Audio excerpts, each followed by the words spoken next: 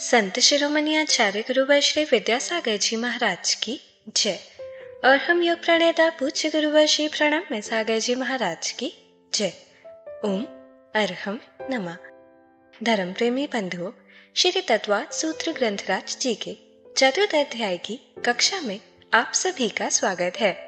अपने में अनूठी प्रथम बार आयोजित श्री तत्वात् सूत्र ग्रंथराज जी के अध्याय 1 की मौखिक सूत्र पाठन परीक्षा सफलतापूर्वक संपन्न हुई। द्वितीय अध्याय की मौखिक सूत्र पाठन परीक्षा दिनांक 14 से 28 फरवरी 2023 तक होना निश्चित हुई है।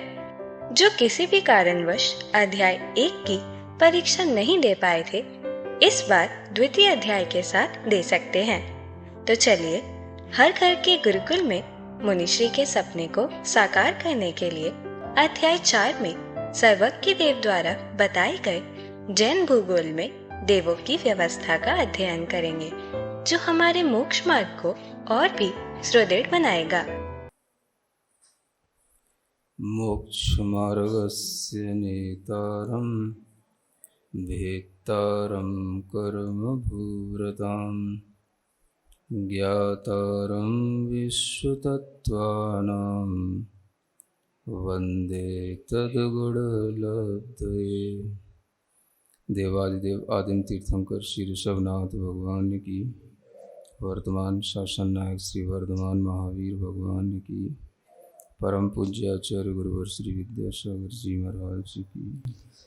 तो ये जो है बताता है कि शायद इनके लिए ये शरीर का हल्का होना और शरीर की ऊंचाई भी होना, ये कम परिग्रह के कारण से सुख का सूचक है ना। तो जब शरीर की कमी हो गई तो परिग्रह भी उनके पास में बाहर का कम ही होता है।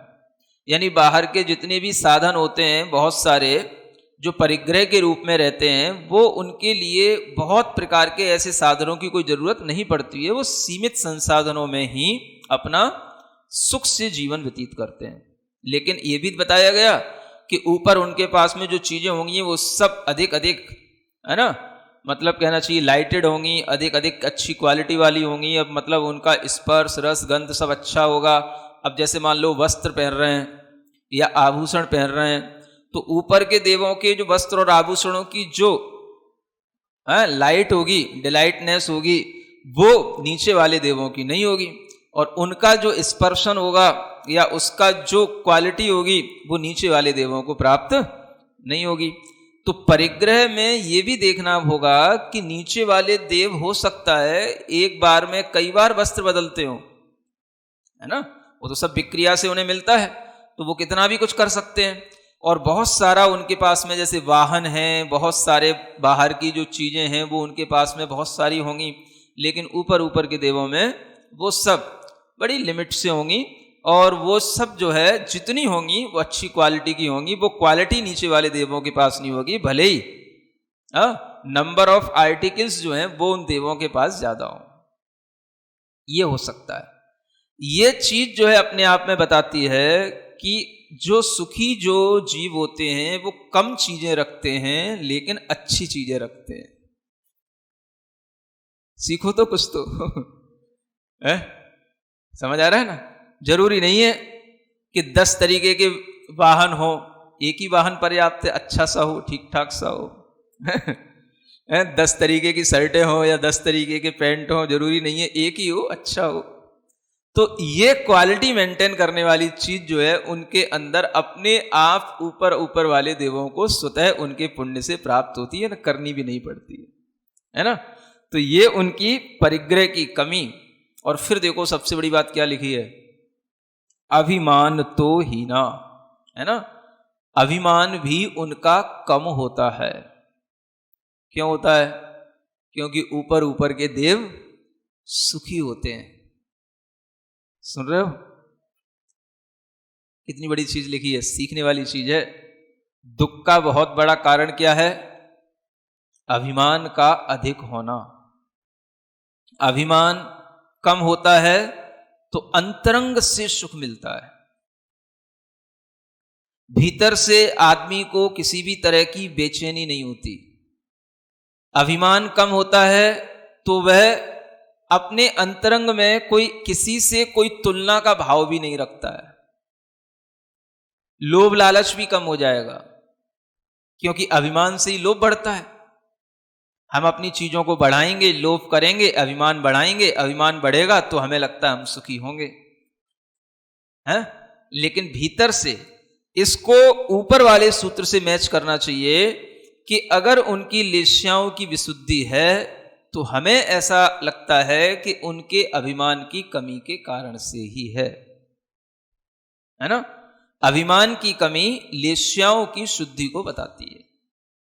तो इस तरह से इनके अभिमान का कम होना, मतलब कि व्यक्ति में जितना अभिमान ज्यादा होगा वो भीतर से उतना ही कैसा होगा, कड़क होगा, ऐंठने वाला होगा, इठा हुआ रहेगा क्या बोलते हो, ऐसे बोलते हो ना, सब समझ में आ रहे हैं ना?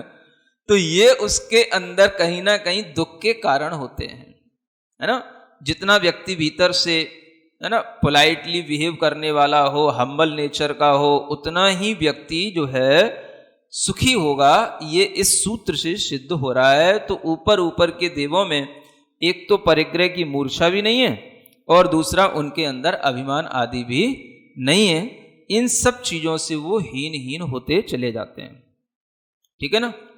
अब हम आपको यहां पर कुछ उन देवों की और कुछ ऐसी बातें हैं जो बताना चाहते हैं कि जैसे जो देव होते हैं उन देवों में जो उत्पन्न होना और वहां से च्युत होना, इसके विषय में भी कुछ खास बातें हैं जो जानकारी में रख सकते हैं, है ना? जैसे मान लो यहाँ के जीव हैं, आपको ये तो पता ही है कि देवों में जिनकी उत्पत्ति होती है वो सब या तो मनुष्य होंगे या तिर्यंच होंगे। और तिर्यंचों में भी कभी एक इंद्रियों की, विकलेंद्रियों की उत्पत्ति देवों में नहीं होती। हाँ, इतना जरूर है कि जो असंगी पंचेंद्रीय तिर्यंच हैं पर्याप्तक, उनकी उत्पत्ति केवल भवनवासी और व्यंतर देव निकाय में हो सकती है, दो निकायों में, है ना? असंगियों की उत्पत्ति भी, जैसे नरक में बताई थी, पहले नरक में भी असंगी जीव जा सकते हैं, वैसे ही देवों में भी भवनवासी और व्यंतरों में भी असंगी जीवों की उत्पत्ति होती है। लेकिन जो संगी जीव होंगे वह जो तिर्यंच भी अगर हैं तो तिर्यंचों में चारों पांचों गुण स्थान होते हैं, है ना?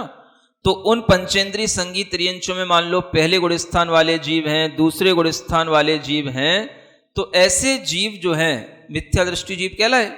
तो ये जीव भी ऊपर 12वें स्वर्ग तक जा सकते हैं। कौन से? हाँ, ये जीव भी। और अगर मान लो वो संगी पंचेंद्रीय पर्याप्तक तिर्यंच चौथे गुण स्थान वाले हुए तो वो भी 12वें स्वर्ग तक जा सकते हैं। समझ में आ रहा है? और जो 12वें स्वर्ग तक जाएंगे तो जो चौथे गुण स्थान वाले होंगे, माने सम्यक दृष्टि हो गए, तो जो सम्यक दृष्टि होगा तो वो नीचे के भवनत्रिक में कभी उत्पन्न नहीं होगा, माने वो पहले स्वर्ग से 12वें स्वर्ग तक ही उत्पन्न होगा, ऐसा। और 5वें गुण स्थान वाला अगर कोई तिर्यंच होता है तो वो 16वें स्वर्ग तक भी जा सकता है ना? जैसे यहाँ के श्रावक हैं, श्राविकाएं हैं, 5वें गुण स्थान वाले यदि हैं तो वो कहाँ तक जा सकते हैं? पहले स्वर्ग से 16वें स्वर्ग तक उनकी उत्पत्ति हो सकती है। और जो मिथ्या दृष्टि होंगे या सासाधन सम्यक दृष्टि होंगे, ऐसे जो तिर्यंच या मनुष्य होंगे, वो पहले दूसरे गुण स्थान वाले जीव वो भवनत्रिक में उत्पन्न होंगे, है ना? और वह भवनत्रिक में उत्पन्न होने के साथ साथ ऊपर वाले देवों में भी उत्पन्न हो सकते हैं, लेकिन भवनत्रिक में उत्पन्न होने वाले तिर्यंच और मनुष्यों में ये पहले दूसरे गुणस्थान वाले ही होंगे। तो इन गुणस्थानों के अनुसार मनुष्यों की, तिर्यंचों की उत्पत्तियां तो वहां होती हैं, इनको भी ध्यान में रखना। और ये भी आप जानते हो, बताया गया था तीसरे अध्याय में कि जो भोग भूमि के जीव होते हैं वो भी नियम से देव ही बनते हैं। तो उनमें जो मिथ्या दृष्टि देव होंगे वो तो भवनत्रिक में उत्पन्न हो जाते हैं, लेकिन जो सम्यक दृष्टि देव होते हैं वो केवल पहले और दूसरे स्वर्ग तक ही जा पाते हैं, है ना? इससे ज्यादा भोग भूमि के जीवों को ऊपर जाने का अवसर नहीं है। कर्म भूमि के जीव ऊपर जा सकते हैं। समझ आ रहा है? तो कर्म भूमि के जीवों में जो मनुष्य हैं, तो वो मनुष्य मान लो अगर पहले दूसरे गुणस्थान वाले हैं तो वो कहां से कहां तक जा सकते हैं? तो भवनत्रिक से लेकर के पहले दूसरे गुण स्थान वाले जीव 9वें ग्रहवेग तक जा सकते हैं, मनुष्य हैं, है ना। मनुष्यों की उत्पत्ति 9वें ग्रहवेग तक हो सकती है मिथ्यात्व के साथ में, लेकिन त्रियंचों की जो उत्पत्ति है देवों में वो 16वें स्वर्ग से ऊपर नहीं हो सकती है ना। तो इस तरह से इन त्रियंचों के बारे में जानना, और त्रियंचों में भी जो जीव जन्म लेते हैं, माने देवों से मरकर के त्रियंचों में भी जन्म लेते हैं, तो उनका भी नियम है कि देव एक इंद्री तो बनता है, देव एक इंद्री तो बनता है, लेकिन एक इंद्री में 5 स्थावर हैं, पृथ्वी, जल, अग्नि, वायु और वनस्पति। तो उनमें से वह अग्नि और वायु का एक नहीं बनेगा, पृथ्वी बन जाएगा, जल का एक बन जाएगा और वनस्पति बन जाएगा। और वनस्पति में भी बनेगा तो प्रत्येक वनस्पति वाला बनेगा, साधारण वनस्पति वाला नहीं बनेगा। माने अपर्याप्त जीव नहीं होगा, सूक्ष्म जीव नहीं होगा, है ना, साधारण शरीर वाला नहीं होगा। ऐसा देव भी एक इंद्री बन करके इस तरह से बन सकता है। और ऐसे एक इंद्री बनने वाले जो देव होंगे वो कौन से होंगे? भवनवासियों से लेकर के पहले दूसरे स्वर्ग तक के देव इस तरह के एक इंद्री भी बन सकते हैं। उससे ऊपर के जो देव होते हैं वो त्रियंच बन सकते हैं, एक इंद्री नहीं बन सकते, लेकिन वो बनेंगे पंचेंद्री त्रियंच, है ना। तो 12वें स्वर्ग तक के देवों को त्रियंच भी बनाया जा सकता है, वो मिथ्यात्व के साथ में त्रियंच भी बन सकते हैं। तो इस तरह से इन जीवों का जो आगमन गमन इत्यादि होता है उसके विषय में भी विशेषता है। अब 12वें स्वर्ग से ऊपर आप देखेंगे तो उनमें, है ना, 16वें स्वर्ग तक तो व्रती जीवों का जाना होता है, और 12वें स्वर्ग तक कहना चाहिए जो अन्य मत वाले भी अन्य लिंगी जीव कहलाते हैं, तपस्या करते हैं, वो भी अगर कहीं जाते हैं तो 12वें स्वर्ग तक जा सकते हैं। कुछ आचार्यों ने उन्हें 16वें स्वर्ग तक भी जाने को लिखा है, लेकिन इतना तो नियम है कि 16वें स्वर्ग से ऊपर कोई भी कपड़े वाला नहीं जा सकता है। एक नियम ये बना के रख लो। क्या सुन रहे हो? 16वें स्वर्ग से ऊपर कोई भी कपड़े वाला नहीं जाएगा, कपड़े वाला, हा? और कपड़े वाले में भी आप कहो कि बिना कपड़े के कोई चला जाए तो उसमें भी नहीं जाएगा जब तक कि वो जिनलिंगी ना हो। जिनलिंगी का मतलब दिगंबर मुद्रा को धारण करने वाला ना हो, जिनलिंगी होना चाहिए। समझ आ रहा है? कैसा भी हो, लेकिन अगर 16वें स्वर्ग से ऊपर किसी की उत्पत्ति होगी तो वह नियम से जिनलिंग को धारण करने वाले जीव की ही होगी, अन्य लिंगियों की नहीं होगी, गृहस्थों की नहीं होगी, व्रती श्रावक श्राविकाओं की नहीं होगी, व्रती सम्यक दृष्टि त्रियंचों की नहीं होगी, और कितना ही कोई तपस्या करने वाला तापसी वगैरह अन्य लिंगी का हो वो उसकी भी नहीं होगी। केवल जो है जिन लिंग को धारण करने वाले ही 16वें स्वर्ग से ऊपर जाते हैं। सुन रहे हो? हाँ, ऐसे बोलना चाहिए और इतना ही सीखना चाहिए, ठीक है ना। अब ज्यादा दिमाग तो नहीं चल रहा तुम लोगों का? द्रव्यलिंगी, भावलिंगी, है ना, ये भूल जाओ थोड़ी देर के लिए। जिनलिंगी ये ध्यान रखो। समझ में आ रहा है? जिनलिंग का महत्व देखो। जिनलिंगी 9वें ग्रहवेग तक या कोई भी अनुदेश होगा तो जिनलिंगी ही उसमें उत्पन्न होंगे। माने ऊपर के 9 ग्रहवेग, 9 अनुदेश और 5 अनुत्तर विमान, है ना, ये 11 जो पटल हैं, इन सब विमानों में, है ना, 11 तो पटल हुए, बाकी जो विमानों की संख्या तो बहुत सारी है। तो उन सब विमानों में भी असंख्यात जीव वहां पर भी होते हैं और वो सब जिनलिंग को साथ धारण करके ही वहां पहुंचते हैं। सुन रहे हो? कौन सा लिंग? हाँ, अभी द्रव्यलिंग, भावलिंग ये सब भूल जाना, ठीक है ना। ये बातें कोई ज्यादा महत्व की नहीं है। जो महत्व की बात है वो जिनलिंग की बात है। जिनलिंग याद रखो। जिनलिंग तो आप बोलना भूल ही गए हो, द्रव्यलिंग भावलिंग याद रहता है बस आपको, है ना। हाँ, तो जिनलिंग की ये विशेषता है जो आपको बताई। अन्य लिंगियों में भी जो होते हैं वो 12वें स्वर्ग तक चले जाते हैं। उनमें भी जैसे कुछ अलग अलग क्वालिटी के लोग होते हैं। एक परिव्राजक होते हैं, इन्हें त्रिदंडी बोला जाता है ना। इनकी एक उपाधि होती है त्रिदंडी, द्विदंडी, ऐसे होते हैं। तो त्रिदंडी जो ये होते हैं ये ब्रह्म स्वर्ग तक चले जाते हैं, और जो तापसी होते हैं ये अधिकतर ज्योतिष देवों तक ही इनका गमन बताया। तापस माने ऐसे पंचांगनी तप करने वाले, जैसे कि वो संबर नाम का देव हुआ था ना, पार्श्वनाथ भगवान का नाना है ना, हाँ वो महीपाल नाम था, हाँ तो वो जो है ज्योतिषी देव बन गया। इस तरीके से इनकी अधिकतम स्थिति यही बनती है। तो ये इन जीवों के बारे में जान सकते हो कि कौन जीव ऊपर कहाँ तक उत्पन्न हो जाता है ना। और इसके साथ साथ एक चीज और आप लोग जान सकते हो, कई लोग पूछते हैं कि हम वर्तमान में कहाँ तक कौन से स्वर्ग तक उत्पन्न हो सकते हैं।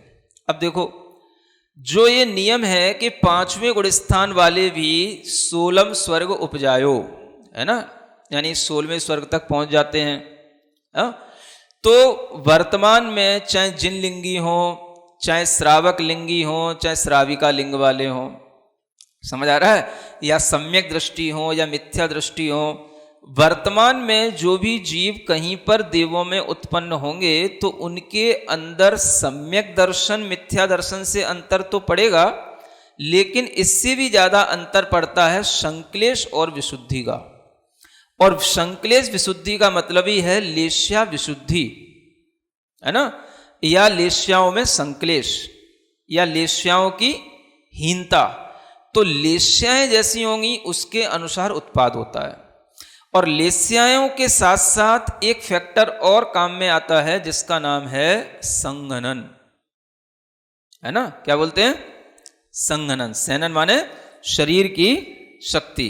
तो लेस्याएं भी हो, गुणस्थान भी हो और शरीर में सैनन भी हो, अगर ये तीनों चीजें मिलेंगी तब कोई बात बनेगी, है ना। अब मान लो कोई 5वें गुण स्थान वाला है या जिन लिंगी है, तो कभी भी 16वें स्वर्ग से ऊपर तो बात संभव ही नहीं है। क्यों नहीं है? क्योंकि वर्तमान में वैसा सैनन होता नहीं है। जो वज्र वृषभ नाराज सैनन वाले होते हैं वो 5 अनुत्तर विमानों तक उत्पन्न हो जाते हैं, यानी वो तो ऊपर तक उनकी उत्पत्ति हो गई। ऊपर तक माने नीचे से ऊपर तक, ठीक है ना, ऐसा। अब सैनन के हिसाब से आपको वर्गीकरण करके बताते हैं। फिर दूसरा सैनन वज्र नाराज सैनन होता है, तो इनकी उत्पत्ति जो होती है वो अनुत्तर के नीचे जो 9 अनुदिश हैं वहां तक ही होगी। कौन वाले? वज्र नाराज, जी दूसरा सैनन होता है। तीसरा होता है नाराज सैनन। ये नाराज सैनन वाले 9 ग्रह वेग तक जा सकते हैं। समझ में आ रहा है? तो मतलब ये 3 जो ऊपर के सैनन हैं ये तो उत्कृष्ट सैनन कहे जाते हैं, ये तो वर्तमान में होते ही नहीं है। तो 9वें ग्रहवेग में तो कोई जाता ही नहीं, न जिनलिंगी, न द्रव्यलिंगी, न भावलिंगी, न श्रावक लिंगी, न श्राविका लिंगी, कोई नहीं जाता वहां, ठीक है ना। वर्तमान में पंचम काल में किसी की उत्पत्ति 9वें ग्रहवेग तक से भी रह गई। अब उसके बाद जो सैनन आता है अर्धनाराज सैनन, उसके साथ में कोई जीव है तो वो 16वें स्वर्ग तक जा सकता है। अब ये 3 सैनन संभावित हैं। अर्धनाराज के साथ में 16वां स्वर्ग है, उसके बाद में आता है कीलक सैनन, है ना, उसके साथ में 12वां स्वर्ग है, और जो अंत में आता है असंप्राप्ता श्रीपाटिका सैनन, उसके साथ में वह 8वें स्वर्ग तक भी उत्पन्न हो सकता है। समझ में आ रहा है? तो स्वर्गों में उत्पन्न होने के लिए ये सहनन भी चाहिए, और फिर उसी के अनुसार पीत पद्म शुक्ल लेश्याएं भी होनी चाहिए, और फिर उसी के अनुसार मिथ्यात्व या सम्यक्त्व का जैसा भाव होगा, आयु का बंध भी उन स्वर्गों में कमती बढ़ती रूप में वैसा होगा। तो ये सब चीजें मिलकर के वहां स्वर्ग में उत्पत्ति का कारण बनती हैं। ठीक है, इतना पर्याप्त। ओम अरहम नमः। तो चलिए आज की कक्षा का एक क्विक रिवीजन कर लेते हैं। हमने जाना कि ऊपर ऊपर के देवों में परिग्रह की मूर्छा और अभिमान हीन होते जाते हैं। अभिमान की कमी लेश्याओं की विशुद्धि से होती है, और ज्यादा अभिमान कहीं न कहीं अंदर के दुखों के कारण होता है। हमने देवगति में उत्पत्ति के नियमों को भी समझा। यहाँ मनुष्य और तिर्यंच की उत्पत्ति होती है, एक इंद्रिय और विकलेंद्रियों की नहीं। असंगी पर्याप्तक पंचेंद्रिय तिर्यंच केवल भवनवासी और व्यंतर देव बन सकते हैं। चौथे गुण स्थान वाले संगी पंचेंद्रिय पर्याप्तक तिर्यंच 12वें स्वर्ग तक और 5वें गुण स्थान वाले 16वें स्वर्ग तक जा सकते हैं, जैसे यहाँ के श्रावक श्राविकाएं। भवनित्रिक में उत्पन्न होने वाले जीव पहले दूसरे गुण स्थान के होते हैं, लेकिन पहले दूसरे गुण स्थान के जीव ऊपर वाले देव भी बन सकते हैं। भोग भूमि के मिथ्या दृष्टि जीव भवनित्रिक में और सम्यक दृष्टि जीव पहले दूसरे स्वर्ग के देव बनते हैं, वे इससे ऊपर नहीं जाते।